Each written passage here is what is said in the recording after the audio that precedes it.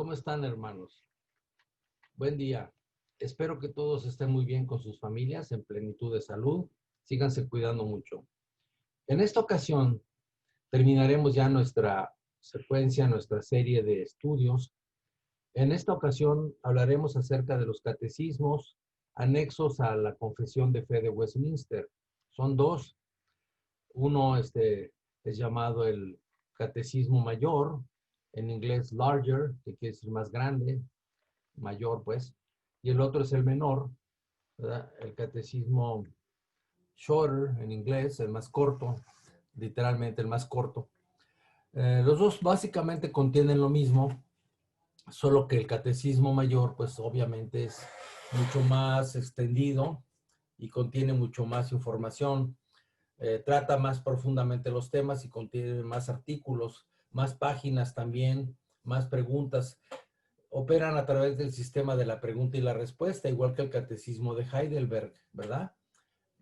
Que operan a través de preguntas y respuestas. Entonces, lo que voy a hacer ahora es darles una idea a grandes rasgos de lo que contiene el catecismo mayor, con el objeto de animarlos a sumergirse en el mismo. Les vamos a enviar también, desde luego, una bella edición en formato digital de la confesión junto con los catecismos para que puedan ustedes tenerla. El catecismo empieza en la pregunta número 1, justamente cuestionándose acerca del fin del hombre. ¿Cuál es el fin del hombre? ¿Cuál es la finalidad del hombre? Esta es una pregunta importante que los griegos antiguos y los paganos respondieron de cierta forma.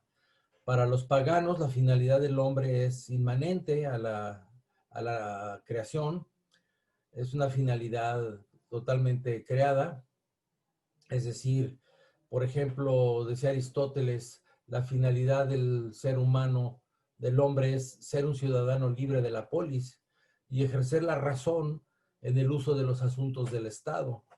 Eso es el paganismo, porque ¿qué nos enseña el catecismo? El catecismo nos dice cuál es el fin principal y más elevado del hombre. Y nos dice que el fin principal y más elevado es glorificar a Dios y disfrutar de Él plenamente para siempre. Completamente disfrutar de Él para siempre. Entonces, es la finalidad de la vida humana. Para eso somos y para eso nacemos, ¿verdad? Decía Aristóteles que cada cosa tiene su entelequia, es decir, su telos, su finalidad, ¿verdad? Entonces, la finalidad del árbol de chabacanos, pues es producir chabacanos, florecer y producir chabacanos, y así cada cosa. Pero entonces la pregunta era, ¿cuál es el fin del hombre, verdad?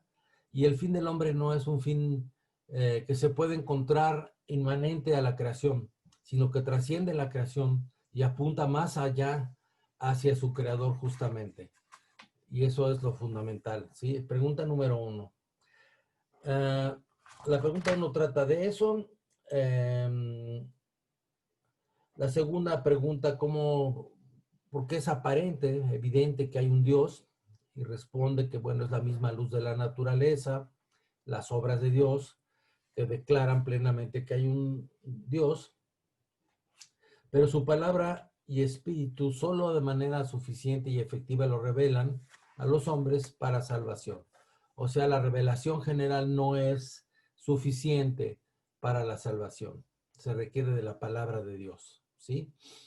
Bien, la pregunta número 3 trata de la palabra de Dios, ¿sí?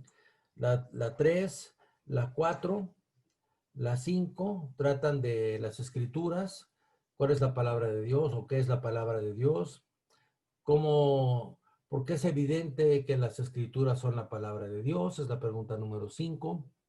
Y la 6 pregunta qué es lo que principalmente enseñan las escrituras. Entonces, estas preguntas son referidas a las escrituras. A partir del capítulo 6, hay varias preguntas que tienen que ver con cómo debiera o qué debiera el hombre creer acerca de Dios. Hay mandamientos acerca de lo que hay que creer, no es creer lo que se te ocurra. La gente cree, muchos evangélicos creen que hay que creer lo que se les ocurra, ¿verdad? Viven a base de ocurrencias, pero no son ocurrencias, sino que hay cosas muy específicas que deben ser creídas. Dios ordena creer ciertas cosas, entender de cierta manera ciertas cosas. Entonces, esta parte trata de eso. El 6, el 7 nos pregunta qué es Dios. El 8, si hay más Dios, si hay más de un Dios, ¿verdad? ¿Cuántos dioses hay? ¿Cuántas personas hay en la esencia divina? ¿Cuáles son las propiedades personales de las tres personas en la esencia divina? Y cómo es evidente que el Hijo y el Espíritu Santo son Dios igualmente con el Padre. Bien, eso es acerca de la naturaleza de Dios. La cuestión 12 nos pregunta cuáles son los decretos de Dios. ¿Sí? ¿Cuáles son los decretos de Dios que ha decretado concerniente a los ángeles y a los hombres? Y el 14 nos pregunta cómo ejecuta sus decretos. Y a partir del 15 empieza la creación, el tema de la creación, que va a durar hasta el parágrafo o la pregunta pregunta 21. Son 6 preguntas acerca de la creación.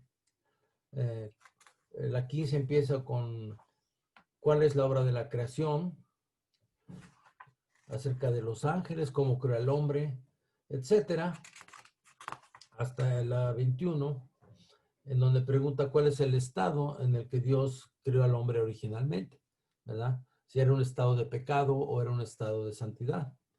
Y a partir del 22 empieza la presentación de la caída, el tema de la caída. Primer tema es creación, segundo tema es caída.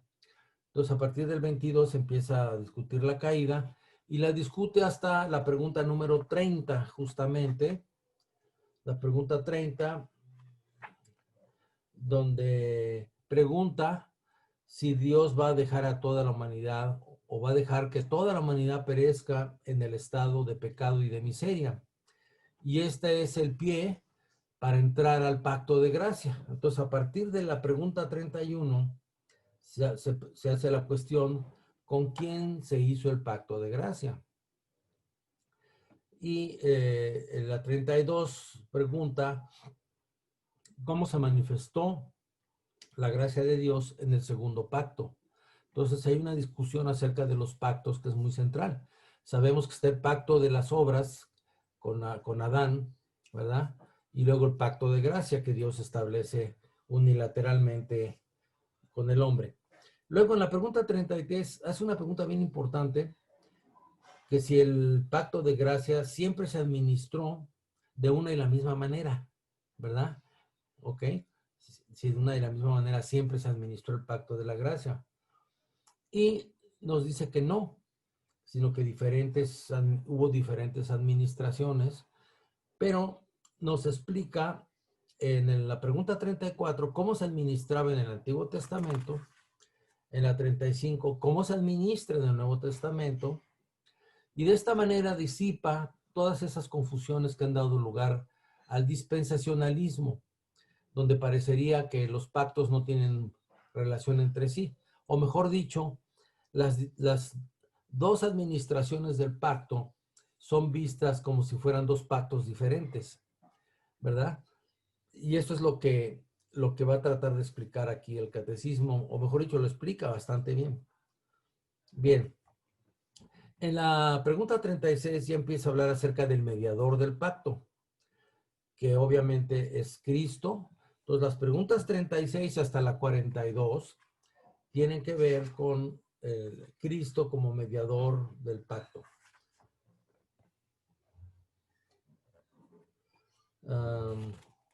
La 42, por ejemplo, pregunta, ¿por qué fue nuestro mediador llamado Cristo?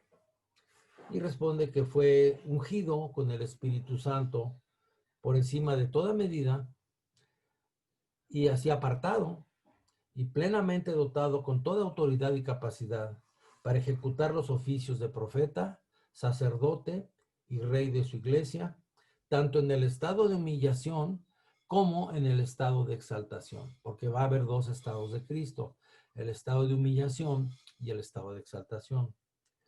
Y la pregunta 43 es, ¿cómo ejecuta el oficio de profeta? La 44, ¿cómo ejecuta el oficio de sacerdote? Y la 45, ¿cómo ejecuta el oficio de rey? Y a partir de la 46 empieza a hablar acerca de la humillación de Cristo, lo cual hace hasta la pregunta 50.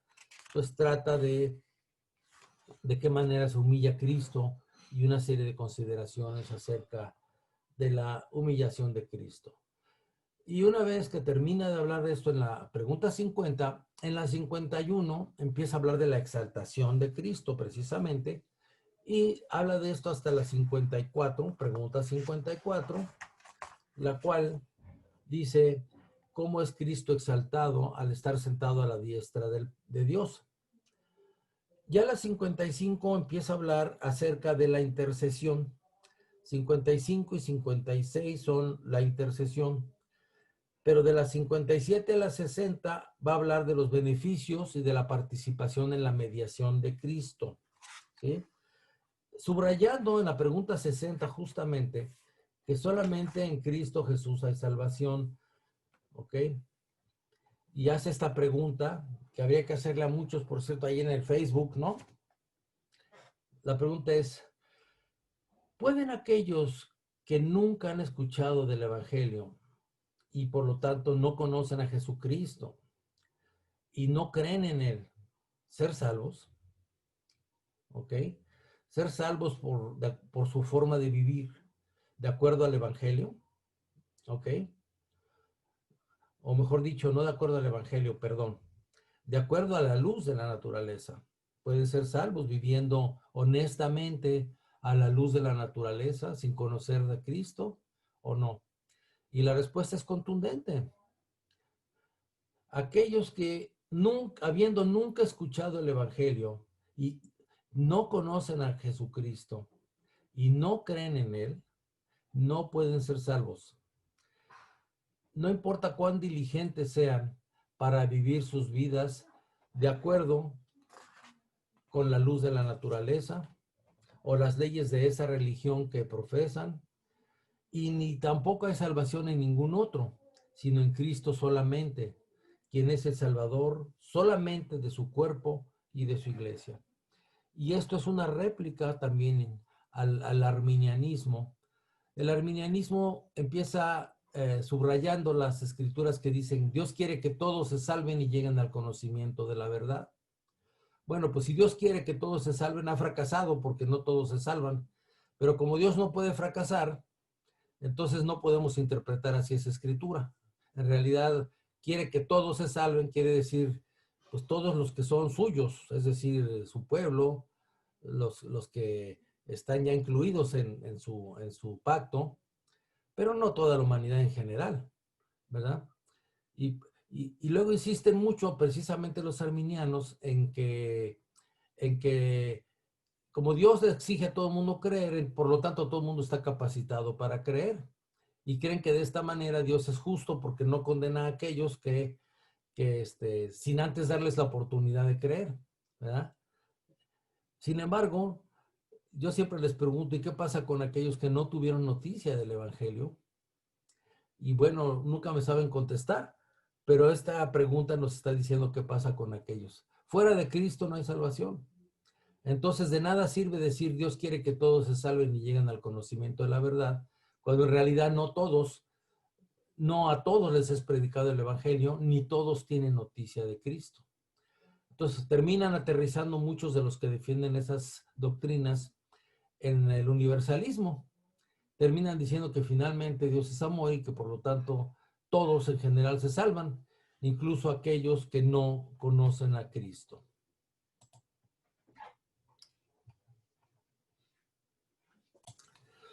De manera que, bueno, ese universalismo se traiciona a sí mismo, ¿verdad? Empiezan diciendo que Dios le da la oportunidad a todo el mundo de conocer el Evangelio y tomar la decisión, ¿no? Aceptar o no aceptar a Cristo. Y luego tienen que reconocer que muchas personas no tienen noticia del Evangelio y por lo tanto terminan aterrizando en una forma de universalismo que niega que Cristo sea necesario para la salvación. La conclusión de esas doctrinas es que no hay que predicar el evangelio, ¿verdad? Yo les recomiendo a los que enseñan eso que no se molesten. Mejor no hay que predicar el evangelio.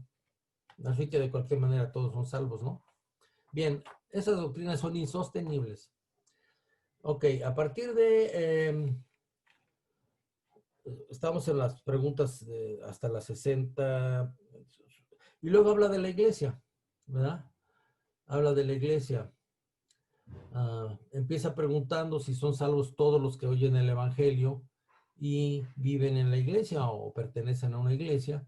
Y dice que no, sino que no todos los que están en la iglesia visible efectivamente son salvos.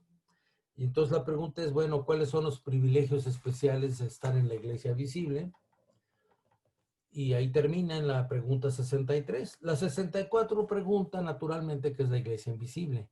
¿Verdad? ¿Qué es la iglesia invisible?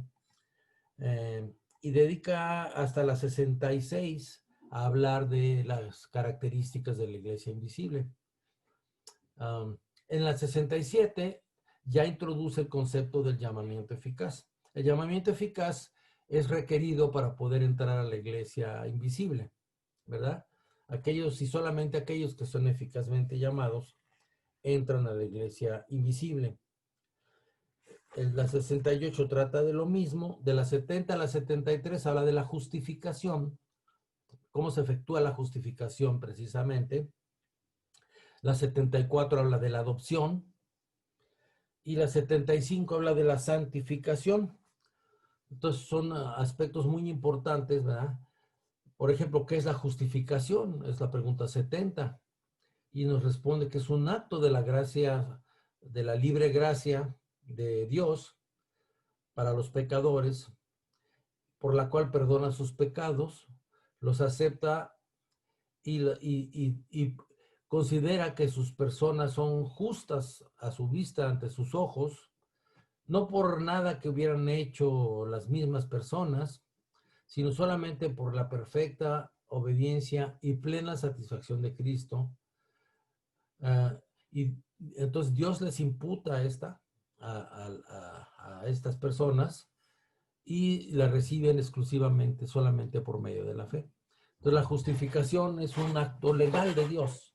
La justificación es una imputación de justicia a los seres humanos que han recibido el llamamiento efectivo y han recibido la fe como un don, y al recibir la fe les es imputada la justicia de Cristo precisamente. Bueno, todo esto es muy interesante. La 72, ¿qué es la fe justificadora? ¿En qué consiste? ¿Verdad? ¿En qué consiste la fe justificadora? ¿De qué manera la fe justifica a un pecador ante los ojos de Dios? Es la pregunta 73. La 74, ¿qué es la adopción? La 75, ¿qué es la santificación? ¿Verdad? Muy importante todas estas preguntas. La 76 es, ¿qué es el arrepentimiento para vida? Ok. Trata de eso.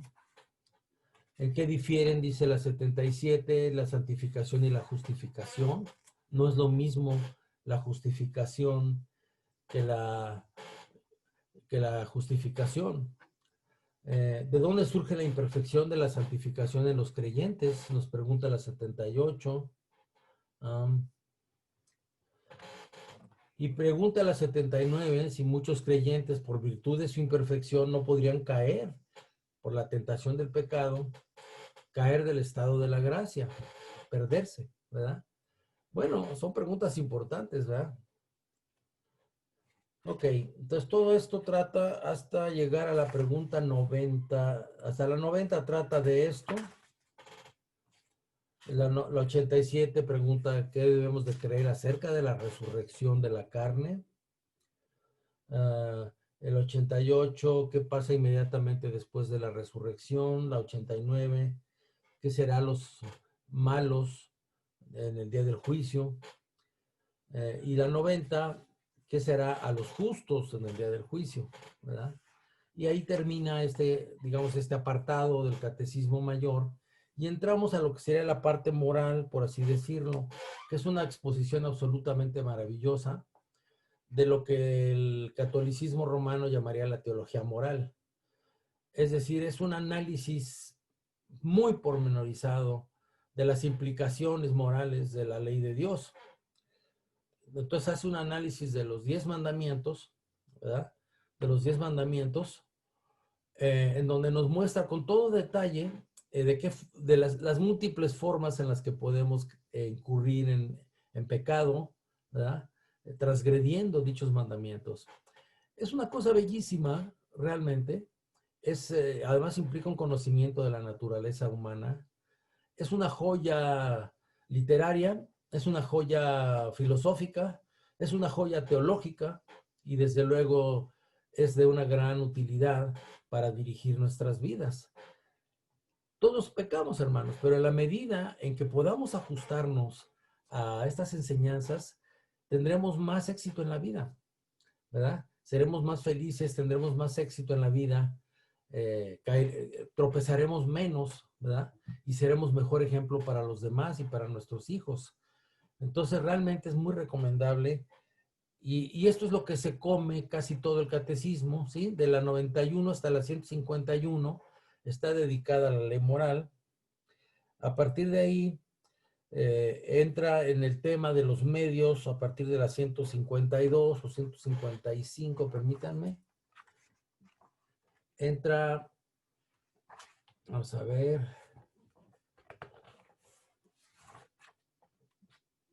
Vamos a ver. Sí, a partir de la 155 empieza a hablar de la palabra. Empieza a hablar de la palabra y hace la pregunta de cómo se hace efectiva la palabra para salvación. Entonces trata de eso. La 56, si la palabra debe ser leída por todos. La 57, cómo debe leerse la palabra. La 58, 158, por quién ha de ser predicada la palabra de Dios. La 59, cómo ha de ser predicada la palabra de Dios a aquellos que son llamados, ¿verdad? La 60, ¿qué se requiere de aquellos que escuchan la palabra, la predicación de la palabra, pues?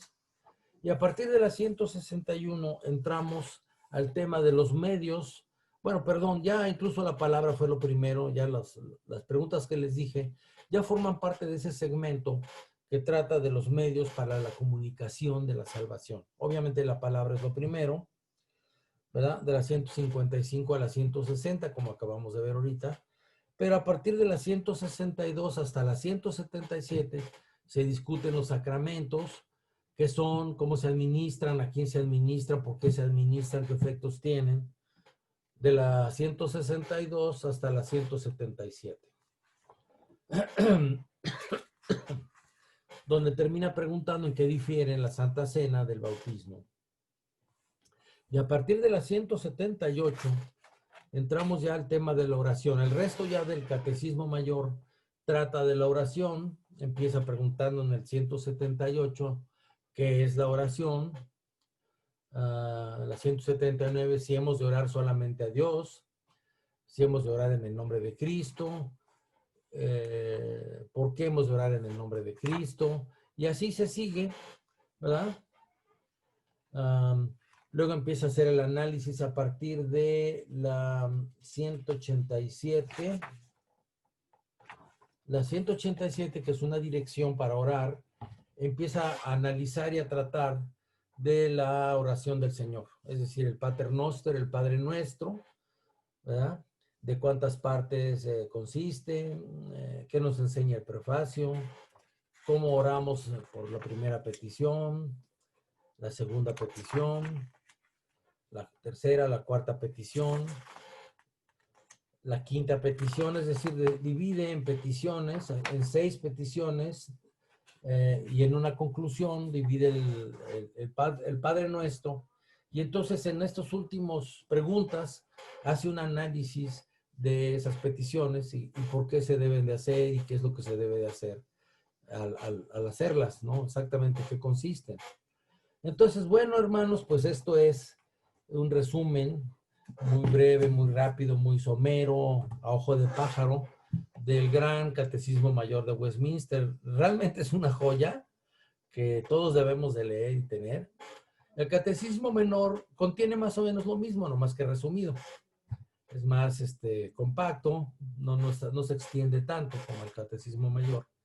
Y bueno, de esta manera hemos hablado acerca de nuestros principales símbolos de la fe, empezando con la confesión belga, siguiendo con los cánones de Dordrecht, ¿verdad? Siguiendo con la confesión de Westminster, el catecismo de Heidelberg, que ya hemos llevado en la iglesia, y de hecho tenemos una nueva traducción que se va a publicar en el Canadá. Nuestra traducción se va a publicar en el Canadá, junto con un estudio, con un libro un diario de, ¿cómo se llama?, de devocionales, un devocional diario, son 365 devocionales, en donde se va orando y hablando acerca y analizando, o mejor dicho, basado en el catecismo de Heidelberg, se van haciendo oraciones y se van haciendo explicaciones. Entonces esperemos pronto tener eso disponible, pues para todo el pueblo de Dios.